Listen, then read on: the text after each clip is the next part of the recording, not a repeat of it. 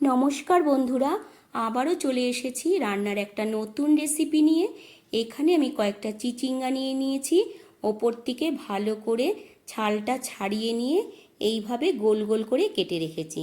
এবার একটা ফ্রাই প্যানের মধ্যে সর্ষের তেল গরম করে নিয়ে দিয়ে দিলাম একটা শুকনো লঙ্কা আর দিয়ে দিলাম মিডিয়াম সাইজের দুটো পেঁয়াজ কুচি।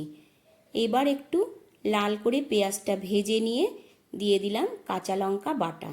7 থেকে 8টা কাঁচা লঙ্কা আমি নুন দিয়ে বেটে নিয়েছি। এবার দিয়ে দিচ্ছি পরিমাণ মতো নুন আর হলুদ। নুন আর হলুদ দিয়ে আবারও একটু পেঁয়াজটা ভেজে নিলাম। ভাজা হয়ে যাওয়ার পর এবার দিয়ে দেব কেটে রাখা চিচিঙ্গাগুলো। চিচিঙ্গাগুলো দিয়ে বেশ কিছুক্ষণ সময় নিয়ে রান্নাটা একটু ঢাকা দিয়ে দিয়ে করে নিয়েছি।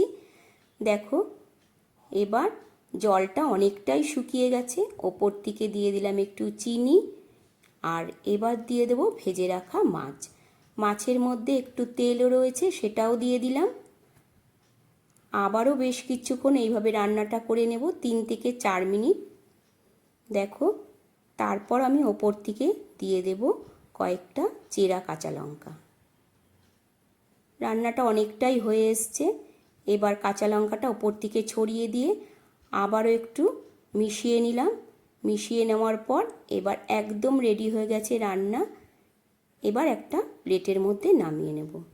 দেখো, রান্নাটা একদম রেডি হয়ে গেছে। আজকের রান্না চিংড়ি মাছ দিয়ে চিচিঙ্গা। আজকের রান্নাটা তোমাদের কেমন লাগলো বন্ধুরা, অবশ্যই জানিও।